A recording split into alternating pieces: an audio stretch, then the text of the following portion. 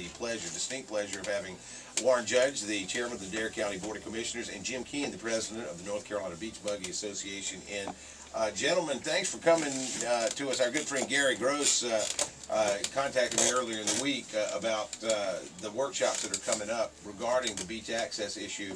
And just to kick things off, that is a hot button issue, especially on the Outer Banks. People further inland maybe they're not as well versed on how much of an open and raw nerve that is. So I guess the best thing to do would be to kind of explain how we got to this point. If you could do that in the Cliff's Notes version. I mean, it is an important issue. Yes, sir, and we'll try to do that as brief as possible. Where we are today is the superintendent's preferred alternative is out for public inspection and public comment. That period runs through May 11th. His preferred alternative is one of 6 alternatives in the draft environmental impact statement, which is a government process, Congress authorized rule that you go through, and when you're making a rule in the federal park. So in this particular case. So alternative F, which is what it's called, is preferred alternative. Again, I'm saying it's one of 6, and it's time for the people to have their say into this rule. Now, they make it as hard as they possibly can. It's 810 pages, and if you know nothing about it other than the fact that you drive down here and can't get to your favorite spot on your favorite beach, they make it as difficult as possible to understand it. And, well, that's interesting you mentioned that, because at the end of the day, somebody, special interest groups, and now the way I understand it, and maybe this is my own attachment to a specific slug line, special interest groups are trying to keep people who, throughout the ages, and it's interesting, we have this conversation at the kickoff of Beginnings Festival, which celebrates our heritage on the Outer Banks and the North Carolina coast. A special interest group or several special interest groups intersect to try to keep people whose heritage is here, and people who have been coming here for years who don't necessarily live here, from driving on the beaches because of why. And I know it's a little bit more complicated than that. Scott, let me say this. It's just they've made it a driving on the beach issue, but this is an access to the beach issue. Last year and the year before, under the consent decree, if you could not drive to a place on the beach, you could not walk there either. So if we can leave here today with a short list of things for people to take away from this program, number one, it's about access for all. If you're wheelchair bound, if you mom and dad and 2 little kids want to go to the beach, and you get there in a regular car, you don't have a 4-wheel drive car, you got to walk in. You are just as likely to be restricted from your spot as the folks that want to drive out to the beach. Well, and this has a ripple effect. Oh, absolutely, absolutely. We've got. You will not see this in the Park Services alternative. You will not see this. You'll see the contrary in Defenders of Wildlife and Audubon and Southern Environmental Law Center.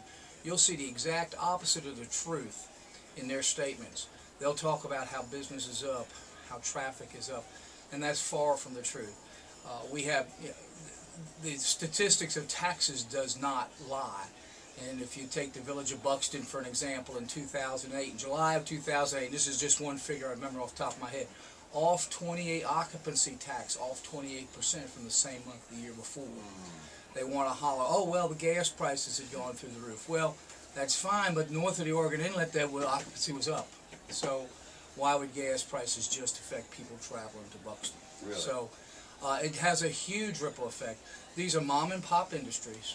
I mean, we're not conglomerate industries down here. The owners work the businesses. They employ family and friends. We're the backbone of America. Just small business is the backbone of America. And we've put people. They're putting people out of work. Well, and that's what I was driving at when this issue first started rearing its head on a regular basis a couple of years ago, when the first part of the issue came to the public's, I guess, forefront, their top-of-mind awareness. I know for a fact they were up in arms, thought it was going to happen right then. It actually almost did happen, didn't it? I know that there were a couple of motions and grandmas or bills or whatever that came through, and the water got real muddy. But there are two instances that stand out in my mind. Number one, the family from Ohio. The father, he's got his kid. His parents brought him, and his parents' brought them to the Outer Banks to visit here for their 1 week or 2 weeks out of the summer.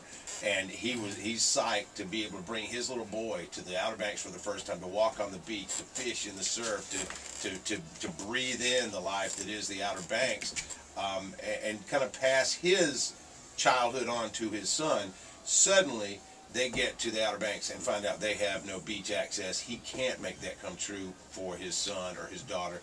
And the other thing is the shop owner in Buxton or Avon Avon, right? And who bite and scratch during the off season to make it to the season, because of that family from Ohio or West Virginia or somewhere, to come in here, and they make their bread and butter servicing the four-wheel drives that are ultimately going on the beach, and the grocers who sell them the goods for their stay here, and then the money that they spend when they're down here. It's a intertwined, interactive sort of symbiotic relationship that just totally gets blown out of the water. And I'm a live and let live sort of guy, but if I'm not mistaken, humans hold domain over animals, correct? That's the whole. I may be wrong. We're putting you on our team, sir. I mean, the opposable. Here, you got a copy of this broadcast. The opposable thumb and the ability to reason are two big things. Yes, I can just say bravo.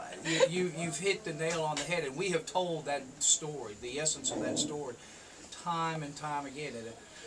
At 14, 15 months of the negotiated rulemaking process, and we had scores of people at every meeting that came during the public comment period, 12 million every day we met, who carried that same story. Right.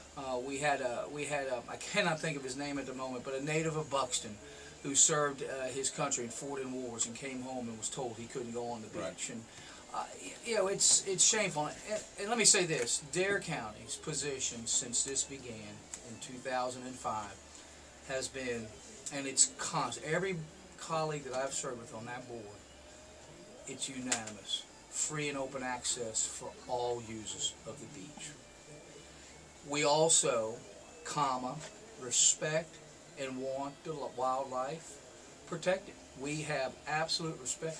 Jim Keene and his peer group in all the organizations, they are the conservationists. They are the environmentalists. These are the guys that are down there beach sweeping. Yep.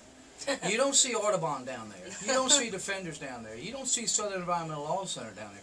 But who's down there every other month, and when do they do it?